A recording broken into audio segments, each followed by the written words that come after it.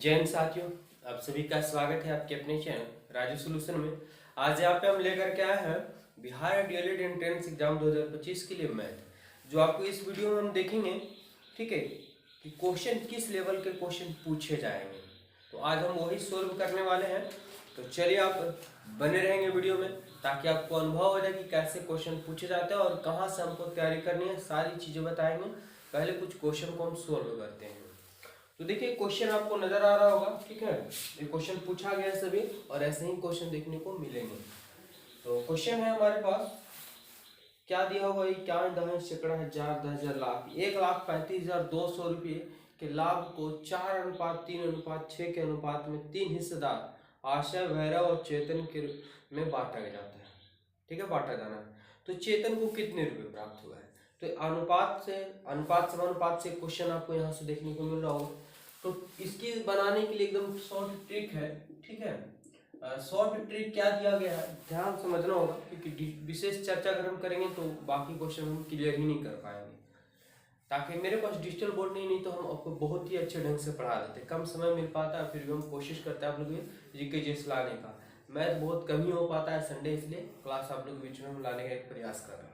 तो देखिए कि टोटल आपको जो दिया हुआ 13 है ना, 1,35,200 दिया हुआ है। इसको 3 भागों में बांटना है। तो सबसे पहले आपको देखेंगे कि आशय दिया हुआ है, फिर भैरव दिया हुआ है और चेतन दिया हुआ। शॉर्ट में लिख दिए हैं। ठीक है, आशय, भैरव, चेतन कितना अनुपात में बांटा गया है? तो 4:3:6। कितना को? 1, 3, 5, 2, 2, 0, 1,35,200 को टोटल को। ठीक है, ये बांटा गया है। हमसे किसका पूछा है? चेतन का पूछा है, चेतन का, है ना। तो चेतन का अगर हम मान निकालते हैं तो इसका शॉर्ट तरीका निकालने का है अनुपात के लिए, कि जब एक राशि को 2 भागों में, 3 भागों में, 4 भागों में बांटा जाए तो कैसे निकालना है। बस कुछ करने की जरूरत नहीं है, जिसका पूछा गया है उसको ऊपर रख लिख देंगे। ठीक है, बाकी सभी की जोड़ के नीचे लिख देंगे। यानी आपका क्या हो जाएगा? तो 6 4 10 10 और 3 13 टोटल हो गया। जितना टोटल था उसको गुना कर देंगे। ठीक है, अब यहाँ पे बहुत लोग का बाउंस करेगा, हम इसको डिटेल भी करेंगे, बस वीडियो में पढ़े रहेंगे। देखिए, काटेंगे अगर तो 13 का 13 कट जाएगा, फिर एक बार में एक अंक उतरेगा, लेकिन 13 चौका 52 लगेगा, तो एक और जीरो देंगे तो डॉट उतर जाएगा। 13 चौका 52, 2 जीरो तो 2 जीरो। चलिए गुना करिए, 0 का 0, 6 चौका 24 का 4 हाथ में 2, यहाँ गुना करेंगे 0 2 का 2 हो जाएगा और 6 का 6, यानी देखेंगे 62,400। कहाँ ऑप्शन है? तो ऑप्शन सी इसका करेक्ट आंसर हो जाएगा।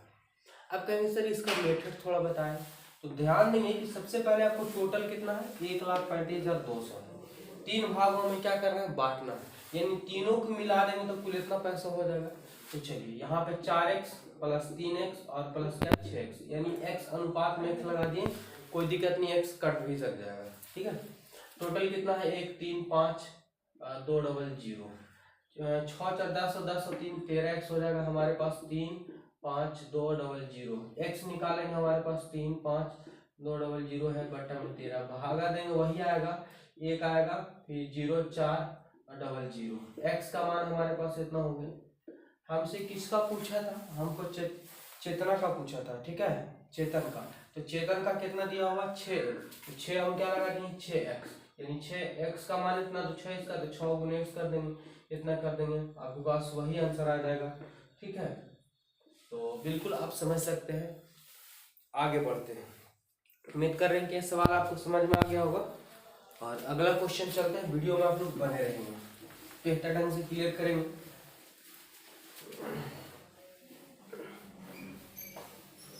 जिसका भी पूछे आपका उसको ऊपर लिख देना, बाकी जोड़ के नीचे, बाकी टोटल से गुना। दिया कि एक घन के सभी किनारों की लंबाई का योग 84 दिया हुआ है। एक घन है, ठीक है, तो एक घन आप लोग पढ़े होंगे, एक घन हो गया। तो पूछा है कि घन के किनारों की कुल लंबाई 84 सेमी है, तो इसका आयतन ज्ञात करें। अब क्या होगा? तो सबसे पहले आपको जानना होगा ये कि घन की किनारों की संख्या, किनारों की संख्या कितना होता है? घन के किनारों की संख्या, तो टोटल घन किनारे की संख्या 12 होते हैं, लेकिन नहीं, सवाल में कहा है कि नहीं 84 होंगे। तो 84 और 12, यानी यहाँ पे कुछ नहीं, तो हम क्या लगा लेंगे? ए मान सकते हैं। ठीक है, बुझा? अभी काटेंगे, बांट सकते 84, यानी ए का बांट सकते 84 7 वाले में, 7 और ए, यानी ए का मान हमारे पास 7 है, यानी प्रत्येक भुजा का मान क्या होगा? तो 7 क्या होगा? तो आपसे पूछा है घन का आयतन, घन का आयतन क्या होगा? घन का आयतन होता है भुजा क्यू यानी एक क्यू। तो ए का मान हमारे पास 7 है, तो 7 का क्यू कर देंगे कितना आएगा? 343 आएगा। ऑप्शन क्या है? तो ऑप्शन कहेंगे बी इसका करेक्ट आंसर हो जाएगा। चलिए आगे बढ़ते हैं, आगे क्वेश्चन लिखेंगे, फटाफट से क्लियर करते हैं सवाल को। अगला सवाल है, क्या दिया हुआ ध्यान समझिएगा कि निम्नलिखित घात समीकरण में किसके वास्तविक मूल है? क्या है वास्तविक मूल है? तो सबसे पहले आपको जानना पड़ेगा कि ax² प्लस bx और प्लस c बराबर 0, ठीक है, या c बराबर 0 लिखे ना लिखे कोई दिक्कत नहीं है, px का मान दिया हुआ है।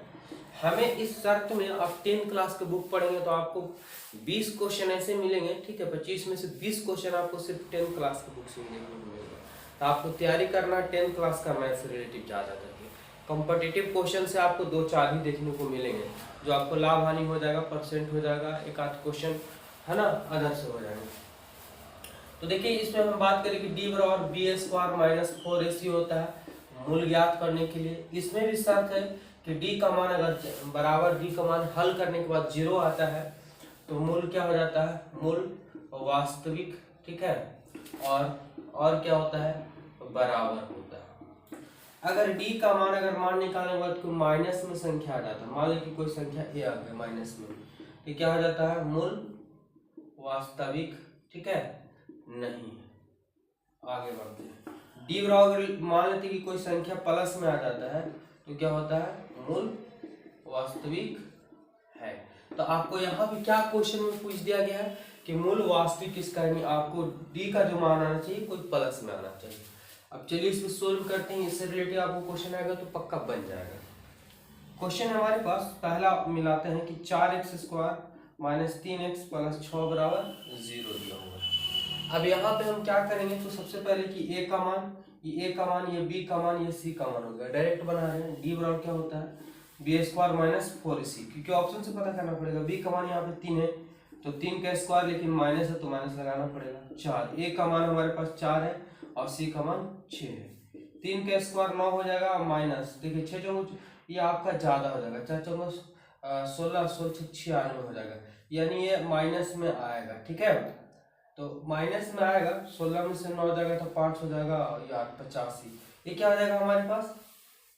तो माइनस में आ गया, माइनस में आ गया तो मूल वास्तविक नहीं, यानी ऑप्शन पहला नहीं होगा।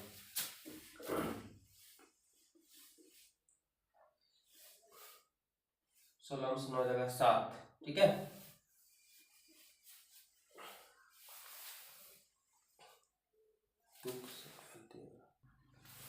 चलिए तब इसके बारे में पहले हमको क्या करना पड़ेगा कि अब हमें जानना पड़ेगा ऑप्शन के अनुसार इसको। तो सबसे पहले हम सॉल्व करते हैं, देखेंगे 4x² माइनस 3x प्लस 6। दूसरा हमारे पास दिया हुआ है कि 2x² प्लस 7x प्लस 6। तीसरा दिया हुआ है x² माइनस 2x प्लस 4 है ना बराबर 0। ये तो दिया हुआ लिखे है ना लिखे कोई दिक्कत नहीं है। आगे बढ़ते हैं थोड़ा सा, 3x² माइनस 4x और प्लस 3 बराबर 0। हमें यहाँ क्या करना पड़ेगा? सोल्व करना पड़ेगा थोड़ा सा, तभी हम पता कर सकते हैं। तो d बराबर क्या होता है? b² minus 4ac। b का मान है कि a का मान है, b का मान है, c का मान, तो b का मान हमारे पास माइनस 3 का होल स्क्वायर माइनस 4, a का मान 4 हो जाएगा और c की जगह पे क्या हो जाएगा? 6 हो जाएगा। 3 का स्क्वायर 9 हो जाएगा, 4 चौको 16, 16 क्या होगा? 96 हो जाएगा, और 96 से 9 जाएगा तो 16 में से 9 जाएगा 7 हो जाएगा, 87 माइनस में आएगा। माइनस में आया तो हमारे पास मूल वास्तविक नहीं। हमसे क्वेश्चन पूछा है कि मूल वास्तविक होना चाहिए। d बराबर क्या होता है? तो b² माइनस 4ac। b का मान हमारे पास 7 है तो 7 का स्क्वायर कर देंगे 4, a का मान हमारे पास 2 है और c का मान हमारे पास 6। 7 7 49 हो जाएगा, देखिए 6 चौक 24, 24 क्या होगा? 48। 49 में से 48 जाएगा तो 1, और ये प्लस में संख्या है, ये वास्तविक होगा, यानी आंसर की बात करें तो ऑप्शन बी यहाँ पे करेक्ट आंसर है। बाकी किसी का निकाल के देखेंगे तो नहीं आएगा। देखिए डी बराबर b² माइनस 4ac है तो b का मान हमारे पास माइनस 2 हो जाएगा, 4, a का मान हमारे पास कुछ नहीं तो 1 है, c का मान 4, 2 का स्क्वायर 4, 4 चौका 16, देखिए कैसे आएगा? तो माइनस में आएगा, ठीक है, तो नहीं होगा। तो ऑप्शन की बात करें यहाँ पे तो इस प्रकार के सवाल आपको आएंगे, तो आप समझ जाना है कि ए बी सी का मान ले लेना, ए का मान, बी का मान, सी का मान, माइनस है तो माइनस ले लेना होगा। और फॉर्मूला ये होता है विवेचक ज्ञात करने के लिए, मूल ज्ञात करने के लिए। एक ये तो आपका विवेचक हो गया, मूल बराबर आपको होता है क्या, minus B plus minus root under D और बटा में 2a होता है। ये निकालने के बाद जो मूल वास्तविक होता है, समान होता है, तब निकलता है, लेकिन आपसे यही आपको पता कर लिया गया है। ठीक है, तो चलते हैं आगे बढ़ते हैं।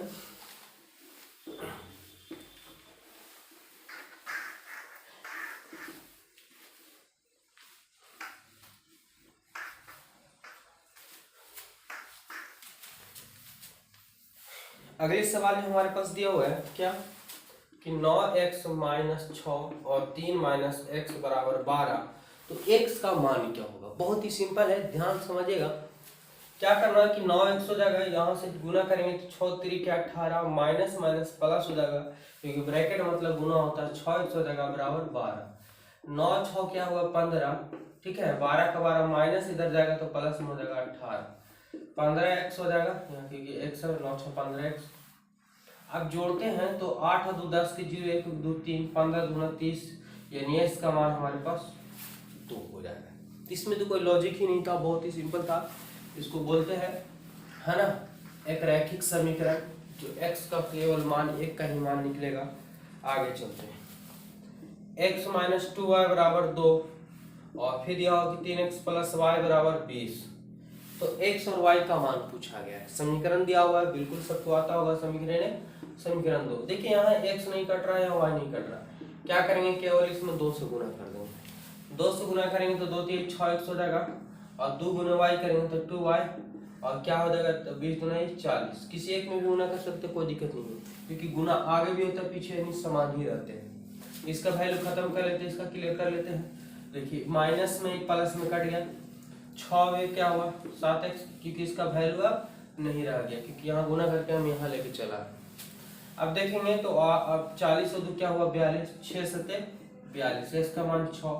इसका मान अगर समीकरण 1 में बैठाते हैं तो क्या आएगा, 6 हो गया माइनस 2y बराबर 2, माइनस 2y बराबर 2, प्लस में लगा तो माइनस में 6, माइनस 2y बराबर क्या हुआ माइनस 4, कट गया 2 बार में, यानी y का मान हमारे पास 2 है, इसका मान 6। ठीक है, तो क्या x का पहले xy का मान पूछा है, तो x का मान 6, y का मान 2, 6 2 कहाँ पे है, तो ऑप्शन ए इसका राइट आंसर हो जाएगा, है ना। तो पूछा है कि आयत का क्षेत्रफल 1200 वर्ग सेमी। तो सबसे पहले आयत का क्षेत्रफल क्या होता है, लंबाई गुने चौड़ाई, कितना दिया हुआ 1200, और इसकी परिधि, तो आयत की परिधि क्या होता है 2 × l + b होता है, कितना दिया हुआ हमारे पास 140, काटेंगे कितना बार में 70 बार में। तो इसके विकर्ण की लंबाई क्या होगी, तो देखिए विकर्ण की लंबाई यहाँ पे क्या होगा, तो लंबाई व विकर्ण की लंबाई बराबर होता है, ठीक है, क्या विकर्ण की लंबाई बराबर होता है √l² + b² होता है। चलिए इसको हम सोल्व करते हैं, ध्यान समझेंगे कैसे। देखिए l गुने b का मान दिया हुआ है, l + b का मान दिया हुआ, हमें ये पूछा है। तो सबसे पहले यहाँ पे हमारे पास l का अलग मान निकालना पड़ेगा और b का भी अलग मान निकालना पड़ेगा। तो आप ये बात पढ़ चुके होंगे, l - b का होल स्क्वायर क्या होता है, कहेगा सर l + b का होल स्क्वायर लिख सकते हैं, ठीक है, और क्या लिख सकते हैं, तो हमें माइनस में चाहिए तो -4lb लिख सकते हैं। कैसे सर, ध्यान समझिएगा। अगर हम बात करें यहाँ पे, तो इसका अगर फॉर्मूला होगा l² - 2lb और प्लस b² हो जाएगा, और इसको तोड़ेंगे तो a² + 2lb और प्लस b² और -4lb है। l² प्लस, देखिए 4 में से 2 जाएगा तो माइनस में क्या हो जाएगा 2lb और प्लस में b²। क्या ये और ये दोनों मान बराबर है, इतना बराबर इतना फॉर्मूला होता है, ठीक है। कैसे होता है हम क्लियर कर चुके हैं, और विशेष हम इतना डिटेल नहीं कर पाएंगे, वीडियो काफी लंबा हो जाएगा, तो कोशिश कर रहे हैं आपको शॉर्ट में समझाने का।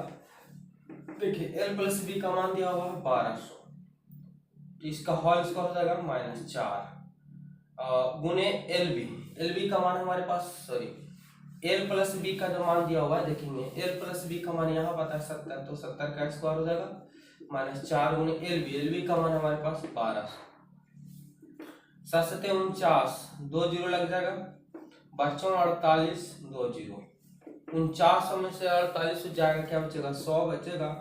और l plus L minus B का होल स्क्वायर, इधर स्क्वायर हटेगा तो क्या चढ़ेगा रूट, और 100 का वर्गमूल कितना होता है 10, यानी इसका मान हमारे पास 10 हो गया। इसको अब हम अगर सोल्व करते हैं तो l प्लस बी का मान हमारे पास 70 है और l माइनस बी का मान हमारे पास 10 है। चलिए 2l हो जाएगा हमारे पास 70, 81 क्या आएगा तो 40 आएगा। अगर हम l का मान 40 हो गया तो b का मान निकालेंगे तो 70 प्लस में इधर जाएगा माइनस में, यानी माइनस में 40 क्या आएगा 30। इतना तो आप लोगों को पता होगा। लंबाई पूछा विकर्ण की लंबाई, ठीक है, तो विकर्ण की लंबाई और क्या होती है root under L square plus B square.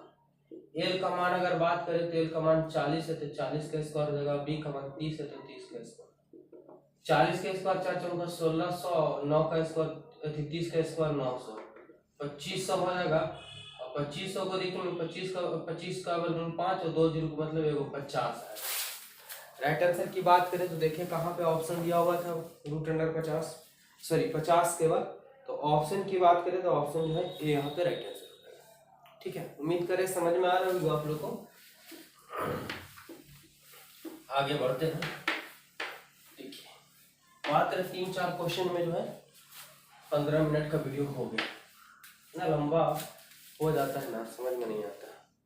Digital board रहेगा ना, बहुत ही अच्छे ढंग से आप लोग पढ़ाएंगे।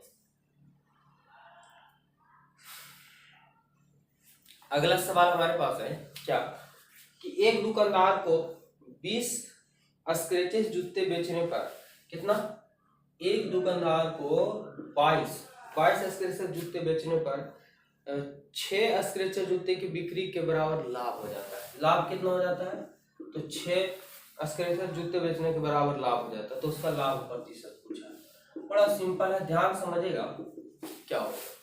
यानी आप समझेंगे कि 22 को अगर बेचता है तो 6 के बराबर लाभ हो जाता है, यानी खरीदा होगा कम में तभी तो लाभ हो रहा है उतना। तो कितना में खरीदा होगा तो घटा देंगे तो पता चल जाएगा, तो 22 में से 6 जाएगा तो 12 में 6 जाएगा, 6 बचेगा 16, यानी खरीदा होगा 16 में। ठीक है, अब चलते हैं तो लाभ प्रतिशत बराबर क्या होता है, तो बिल्कुल पढ़ चुके होंगे, लाभ गुने 100 और बटा कराए मूल्य, यानी सीपी। लाभ का मान कितना है तो लाभ हमारे पास 6 है, गुने 100, खरीदा कितना में 16 में। काटेंगे 3 गुना 6, 8 गुना 16, 50 गुना 100 और 4 गुना 8, 2 4 गुना 2 गुना 4 25, 25 दिया 75 बटा 2। भागा देंगे अगर हम तो 3 गुना 6, एक बचेगा 15, 7 गुना 14 और 5 गुना 5, यानी 35.5 आंसर हो जाएगा। ऑप्शन बी यहाँ पे राइट आंसर हो जाएगा। तो बहुत सिंपल होते हैं, बस आपको समझने की जरूरत होती है। और उम्मीद है कि कहीं ना कहीं आप मैथ पढ़ ही रहे होंगे। मेरे पास समय नहीं मिल पाता है और नहीं आप लोग बीच में मैथ पढ़ा पाते हैं।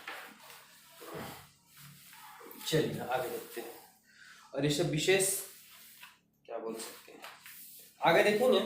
अगला सवाल हमारे पास क्या दिया हुआ है,